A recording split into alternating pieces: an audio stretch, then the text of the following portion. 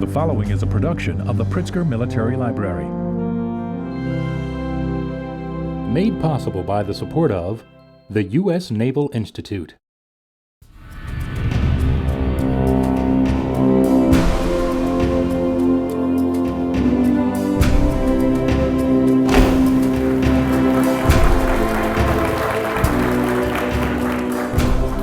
Welcome everyone to the Pritzker Military Library Citizen Soldier. I'm Jim Bresnahan. The Battle of Midway is considered the pivotal naval battle of World War II.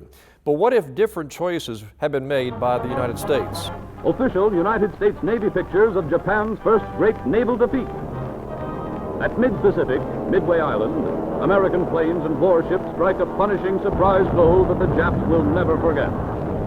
Their invasion plans are scuttled as the Yankees take a telling toll.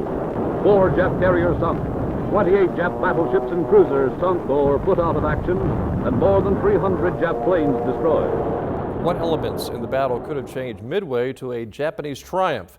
Today we're exploring possible scenarios and the alternative history of the Battle of Midway. Before I introduce my fellow panelists, I'd like to thank the U.S. Naval Institute for making this program possible and remind you that you may view this and other Citizen Soldier programs at pritzkermilitarylibrary.org. The panelists and I contributed to the new book, Refighting the Pacific War, an alternate history of World War II. Over 30 veterans and historians came together to address what-if questions regarding the war in the Pacific. Joining our discussion today are John Parshall, who has written for the U.S. Naval War College Review, Naval Institute Proceedings, and World War II magazine. Also, Elliot Carlson, a journalist who has worked for the Honolulu Advertiser, Wall Street Journal, and Newsweek. And also John Lundstrom, the author of Black Shoe Carrier Admiral Frank Jack Fletcher at Coral Sea, Midway, and Guadalcanal. Now we're going to have some quick biographical information. First of all, John Parshall. John, tell us more about yourself and what do you think about counterfactual history?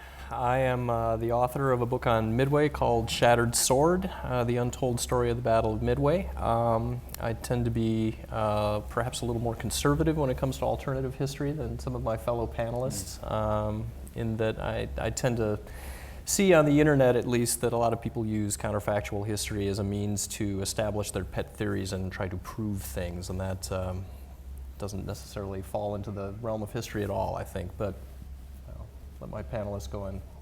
Elliot Carlson. I'm the author of a fairly new book on the Pacific War called Joe Rochefort's War, the Odyssey of the Navy codebreaker who outwitted Yamamoto at Midway. It's a long. Forget It was it. a big battle. Forgive that. But I won't say necessarily a champion of counterfactuals, but I'm a strong defender of it. Seems to me that while history itself, the events of history are irreversible, I think we can all agree on that. Nothing that's happened in history, or very little that's happened in history, is predetermined. And counterfactual thinking is a way of identifying what factors were at work to make a certain event happen the way it did. And I think it's just another, counterfactuals is just another word for thinking. All right, lastly, John Lundstrom. I've written 5 books on the Pacific, and they're books where I have gone to the primary sources. That's what I like to do the very best. And I think counterfactual history, which I don't like, I like the term alternate history, I think it's very extremely useful if you've got the background to know what you're talking about. And I know this might sound a little arrogant, but if you do your homework, then I think it'd be very valuable. But if you're just doing pet theories and things off the top of your head and nonsense. I mean, my favorite counterfactual is the old Saturday Night Live sketch, you know, what if Napoleon had a B-52 at Waterloo? Right. That's my absolute favorite one. Exactly. When you've got to have the background, you've got to do the homework, and you've got to understand what you're talking about. Before we start discussing how history may have been altered, let's take a brief look at what actually happened at the Battle of Midway. The Battle of Midway was fought over and near the tiny U.S. Pacific base at Midway Atoll. It is widely regarded as the most important naval battle of the Pacific campaign of World War II. Before this battle, the Japanese were on the offensive, capturing territory throughout Asia and the Pacific. The Japanese operation, like the earlier attack on Pearl Harbor, sought to eliminate the United States as a strategic power in the Pacific, thereby giving Japan a free hand in establishing its Greater East Asia co-prosperity sphere. The Japanese hoped that another demoralizing defeat would prompt the U.S. to seek a negotiated peace.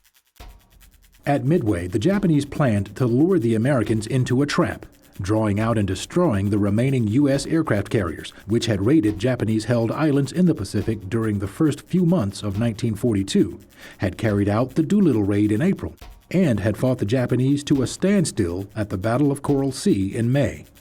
The Japanese lost the element of surprise, as American codebreakers were able to determine the date and location of the attack in advance, allowing the U.S. Navy to set up its own ambush at Midway. On June 4, 1942, the three-day battle began. Thanks to the skill of American carrier pilots and a great deal of luck, the U.S. avoided the planned trap, and Japan suffered a stunning defeat, losing 4 irreplaceable fleet carriers, while the U.S. lost 1 carrier, the Yorktown. The American base at Midway, though damaged by Japanese air attack, remained operational and later became a vital component in the Trans-Pacific Offensive. Prior to Midway, Japanese naval forces had largely outnumbered the Americans. After Midway, Japan's shipbuilding and pilot training programs were unable to keep pace in replacing losses, while the U.S. steadily increased its output in both areas, resulting in the United States taking the offensive just a couple of months after Midway at Guadalcanal. So there you have it, an overview of the Battle of Midway. And guys, I think when it comes to what-if questions about the Battle of Midway, let's divide this before the battle, during the battle, and maybe post-battle. First of all, before the battle, spring of 1942, the Japanese have rampaged through Pearl Harbor. They've gone into the East Indies and also the Indian Ocean. They have just met very little opposition anywhere. So in the spring of 1942, maybe basically April or May, what's their best option? To go back into the Indian Ocean, to go south towards the Coral Sea, New Guinea, and perhaps northern Australia, to push east to maybe instigate that fatal countdown or that showdown with the American aircraft carriers? Or do they consolidate their gains and maybe go strictly over on the defensive? John, what's your thoughts? All of those options were discussed, and some of them are dead on arrival. The one being, let's consolidate what we've got and just toughen up the shell and wait for the Americans to come at us. I mean, if you've got the strategic initiative, you want to keep it. Mm-hmm. So they're going to do something. The question is where. I personally don't think that Yamamoto made a bad call by saying that the primary naval implement left to the Americans is their carriers, therefore I need to get those carriers. I think the question is, how do you go about doing that? I am not a fan of going into the Indian Ocean, although that is a scenario that gets trotted out by a lot of people, particularly, and with reason, British authors who realize, of course, that if the Japanese could have somehow pried India away from the British Empire, that would have been just a devastating blow. But I just don't think, from an operational standpoint, that they had the ability to do anything meaningful, the Japanese in the Indian Ocean. It's just too far away. So for me, the two options that make sense are either something in the Central Pacific, which turns into Midway, or something aimed against the supply lines, which turns into something in the Solomons or Coral Sea again. And they tried them both in 2 months. Yeah, and that's another thing which you see is sort of symptomatic of their whole strategy-making policy. They were expanding into a vacuum, and the pickings were very easy for the first few months. And what ends up happening then is they start going after way too many objectives with too little in the way of force. They started off the war with a combined strike where they're using 6 aircraft carriers, and then they start splitting them up into twosies and threesies and going after things. Well, what that leaves you open to is being defeated in piecemeal. If the Americans can bring 3 or 4 of their own carriers to a location and ambush 2 Japanese carriers, you've got a problem. That almost happened to Coral Sea. Is it too layman-like, though, to say, why not just put all your available fleet carriers, go after the American carriers? Once they're out of the picture, Coral Sea or New Guinea and Northern Australia will come about on its own. I guess I would kind of agree with that statement. But you've got to understand, what their ideals were, because they all thought Coral Sea, despite the fact they didn't advance Port Moresby, was a victory, and they thought that they'd sunk both American carriers there. Right. The major problem the Japanese saw, Yamamoto saw, was actually getting the Americans to come out and fight, because he thought the fleet had been so badly weakened. They believed all these lost claims that they used. They were very credulous in that regard about what they thought they accomplished. I agree with John. I think the idea, yes, it was the best plan was to find some way to bring the Americans into battle and destroy them, because that's your one chance for a negotiated peace, was to really hit them hard. The problem was Yamamoto was just way, way too arrogant, overconfident. Because the plan was designed, Midway plan was designed to bring the Americans, to goose the Americans out to fight. Right. And Nimitz was all ready to fight. Nimitz was all ready to fight the decisive battle in the South Pacific for Coral Sea. He committed all 4 of his carriers down there. He was willing to go to slog it out very, very far from his own areas of strength. But the idea that Yamamoto had was to go to where the Americans were strongest and then hit them there. And you only do that if you're really arrogant. Yeah, and if you look at the Japanese battle plan, one of the classic critiques of the Japanese planning was that you've got a dozen different warship formations scattered hither and yon, none of whom are mutually supporting. Well, the reason that happens is because, to John's point, Yamamoto believes that the American Navy is a beaten force morally and mentally, and that they're going to have to be lured out. So if you're going to do that, you don't want to show your whole hand. You're going to trail a couple of juicy-looking forces out there, like an invasion force and a covering force, and that brings the Americans out, and then you can bring the hammer down. Let's talk about the importance of intelligence and code breaking before Midway. Elliot, let's bring you into this. If Joe Rochefort is not on the scene in the opening half of 1942, or if the Japanese don't confirm that water message that a lot of folks are familiar with, what happens? The information that Nimitz received from Station Haipo, this was Joe Rochefort's famous unit from where his group of 20 or 30 code breakers listened in on the Japanese operational code or messages and broke the Japanese code and discovered that a large force was getting ready to bear down on Midway. And they determined that AF, the famous geographic designator, was indeed Midway. This was Rochefort's and Haipo's contribution to that campaign. And the question is what if Rochefort hadn't been there to take this news, this information to Nimitz? Two parts to that question, or there are 2 answers to that question. One is that Nimitz would have gotten the same information on AF equaling Midway, whether Rochefort had been there or not. Every code breaker in Rochefort's unit knew that AF equaled Midway. What Rochefort contributed, where he stood out, was in driving that information home to Nimitz, making it stand as a plausible estimate. He did it through his relationship with Lieutenant Commander Layton, who was Nimitz's fleet intelligence officer and one of Rochefort's best friends. So he had this bond with the fleet and with Nimitz that made AF plausible. But the other area where Rochefort stood out was resisting the pressure from his own office, the so-called Op-20G, which was the cryptology unit in the Navy Department in Washington. They would not believe AF was Midway. And they thought it might be any part of the South Pacific. It might be Panama, it might be Hawaii itself. And they virtually pressured Rochefort to change his estimate. Now, did it matter that Rochefort was the one officer there to resist this pressure? I think if any other officer other than Rochefort had been there, you don't know what would have happened. The answer to that question is unknowable. But we do know that Rochefort was very well suited to be there and to play this role as the defender of AF. He was a very independent-minded gentleman. He was a former enlisted man. He hadn't been to the academy. He wasn't part of the Annapolis Club. He had a history of not going along with his bosses, yet still moving up the ladder. And he just simply went his own way. And Nimitz respected him, and his code breakers stood behind him. And I think that Rochefort's presence there was unique, and we should pay a lot of attention to the fact that Rochefort was there, because I think that's what really determined the outcome as far as Nimitz was concerned. Hey, let me ask you that. Let's encapsulate some of the what-ifs on, first of all, the Japanese side, then the American side. First of all, the Japanese side.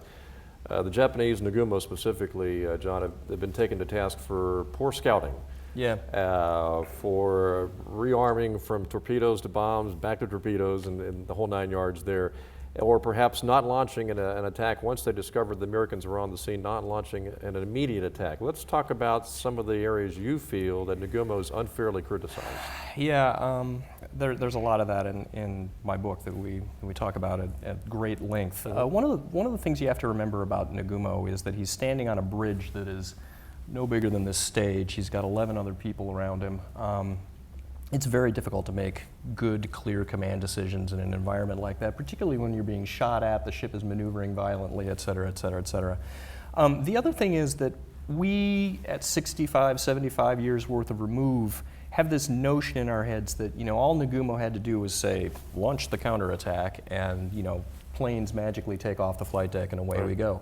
Actually, if you look at the mechanics of what it takes to, get those aircraft out of the hangars onto the flight deck, warm up their engines, do last-minute arming and so forth and so on, really, from the time Nagumo says go, you've got about a 40 to 45-minute window before that actually happens. And unfortunately, because of the way that the American attacks are coming in against Nagumo in a piecemeal fashion, because we couldn't run our own flight decks worth a darn at this point, those attacks were ineffective, but what they did was they forestalled any ability of Nagumo's to counterattack, because his own flight decks are being constantly used by his combat air patrol fighters, and that means his flight decks are being chewed up and he never has the opportunity to spot that counterstrike.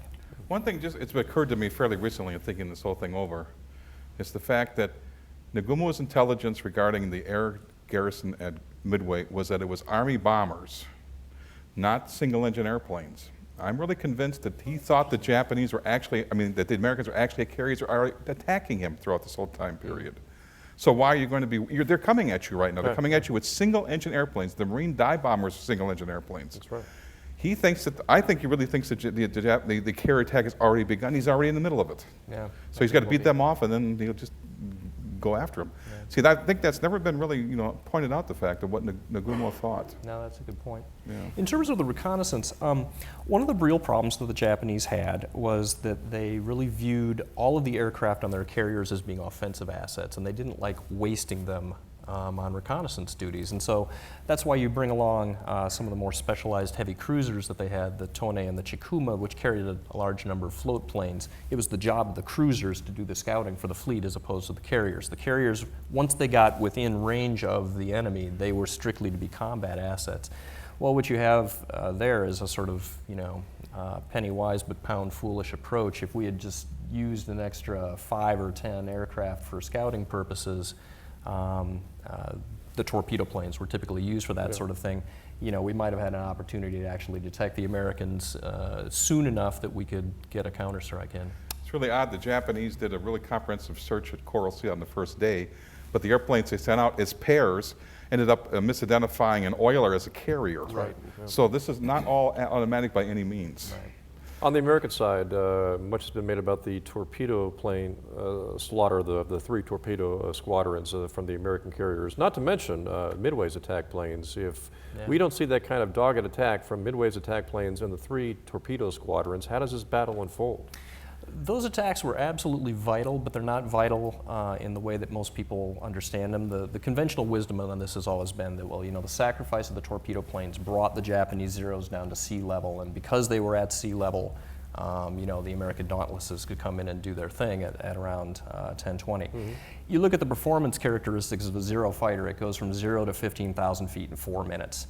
And so if you look at Torpedo Squadron 8, which was utterly destroyed by about 0930 or so, which is 50 minutes before the dive bomber attack goes in, it's pretty clear that if the Japanese had wanted to get a Zero back up to 15,000 feet, they could certainly do that. What the torpedo planes are actually doing, again, is they're keeping Nagumo off balance by putting in these single squadron attacks. I never have the opportunity to catch my balance and be able to counterpunch.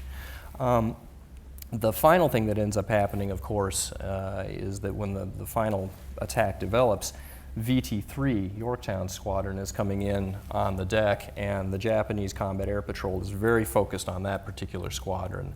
And this is in the days before radar. We have no efficient communications with our Combat Air Patrol aircraft, and so they act in an almost organic kind of white cell manner, if you will. You know, I see my neighboring fighters going that way, I better go that way Also, too. Jimmy Thach's escort fighters drew an awful lot of planes in there too. Yep. I mean, they really drew zeros on themselves. They did a great job, even though they didn't, you know, save the squadron, they certainly did the very best they could. So what you see during the course of the morning is that the Japanese fleet is reacting to a series of attacks that are coming in at one altitude and along one vector. But at 10:20, they are suddenly presented with an attack that is coming in at multiple altitudes and multiple threat vectors. You haven't got radar, you can't coordinate your assets, you're dead. On the American side, who is indispensable in the way of commanders? I mean, Halsey was out sick, Spruance takes over. If Halsey's healthy. No, Fletcher commanded at Right, Midway. yeah. I'm sorry. Spruance was a subordinate of Overall Fletcher. command, And that's right, it. But, yeah. well, I think, you know, I think that Halsey would have done a better job at Midway because Really? he would have understood, he would have handled, Task Force 16 would have been handled far better. Because Spruance was a surface officer and he was very much stood off and let the air experts plan the battle, and they did a pretty poor job. Spruance specifically stood back and let them do it. He didn't personally step in until the next day and say, this is the way it's going to be. I think some of the newer scholarship that you've gotten into Right. suggests that the reason that Hornets Air Group was so incredibly inefficient was because Mitcher basically just didn't want to be taking orders from He thought he knew Spruance. better than everybody. He was So supposed he- to send his planes against the same target, and he sent them off in a different direction. Right. It's hard to judge people, but again, it's a case of air experts thinking they know more than everybody else. And it's kind of a sad situation. I mean, Fletcher did well because he listened to the younger group of air experts, not the guys who had learned it 20 years before and knew it all. He also had the benefit of the Colonel C experience to condition him at Midway. I think so, yeah. And Yorktown was the best, by far the best handled group. How indispensable was Wade McCluskey, Enterprise's commander of Air Group, continuing his search? Well, Absolutely some- indispensable. The battle wouldn't have been won without him. Well, and the other one Dick that, Best. right? Well, but Dick Best was with him. I mean, that's Yeah. the whole thing. The planes Well, wouldn't but have shown it's up. Dick Best's decision at the last minute to see that Kaga is getting a double Right. helping That of too, squadron. for the fact that the Akagi was Akagi is actually gonna get attacked. away. You need to say a word about the Nautilus. The submarine that was pesky to the pesky. Japanese fleet and caused the destroyer Arashi to stay behind, and that's the destroyer that McCluskey saw and followed its path to the, all these Variables. dozens of variables really vindicate counterfactual history here and justify it because there is. And going through all of them leads to insanity almost. I mean, that's about it. Very, I mean, very. Of course, John, Nimitz could have easily allowed Midway to fall. He could have. And actually, I want to bat back at John, though, on a point that you made. Okay, you think Halsey would have been better in the driver's seat, but what happens during the evening? We've won the battle. It is Spruance that makes the It's decision quite to pull possible off. that by that time... Is Halsey going to go charging it's after, quite possible and then he that runs time into a surface that they fight? might have gotten all of them at one time. Because Nimitz's plan was for them to get those carriers all at one time. And I just think that Halsey would have had the moral authority over Mitcher to get him to do what he really wanted him to do. Because the idea that battle was for the two carriers, Enterprise and Hornet, to attack two. See, they thought the Japanese were going to be operating in two separate groups. Right, yeah. That's also something that wasn't understood many until people fairly know. recently. And the tactical plan was such that had it gone through, they would have knocked out, and knowing that all four carriers, they would have had three air groups at those four carriers. So I really think that Halsey would have done a better job of just handling Task Force 16. We've only got a couple of minutes to go. Let's paint a scenario where the Japanese somehow, some way win at Midway. What does that do, especially if they wreck the American aircraft carriers? What does that do for American operations in the latter half of 1942 into, let's say, 1943? Cripples them. Well, I think there's. I mean, does it only extend the war by a year? Yeah. People tend to use the word decisive around Midway. I don't think it's decisive in the sense that if you think of decisive battle as being a battle where if I win the war. If the other guy wins, they win the war. It's not that kind of a battle. No matter what happens at Midway, the Americans are going to win this war. The economic disparities between Japan and the U.S. are so vast that there is no way that they are going to pull this out in the long term. And whether or not Midway happens, when it does, it's going to happen when, someplace, some when, and somewhere What would else. have happened is the Navy would have lost any real credibility with Roosevelt. because the Army would have been, because it was always a fight between, Marshall and King and the Navy in the Pacific versus the, and I think what would have happened, the original plan was when things went really bad in early 42 was to basically set a line and hold it, and that was it, and then put everything into the Atlantic, against the Germans. And I think what would have happened is you'd have had King relieved, you'd have had Nimitz relieved, you'd have had, I think there would have been a strong effort to just hold the line in the Pacific until we win against the Germans. Okay. Well, guys, we're out of time. John, also John, and Elliot, thank you for your time. We appreciate it. Thank you very much.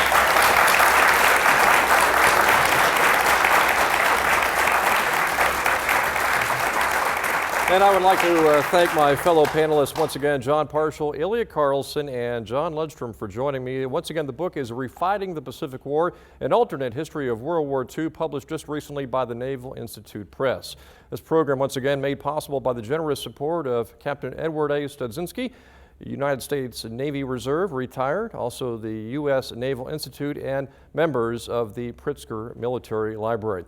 You can learn more about the Citizen Soldier, download the audio podcast, or view other archive materials by visiting the library's website, pritzkermilitarylibrary.org. I'm Jim Bresnahan. Thank you, and we hope you enjoyed our program.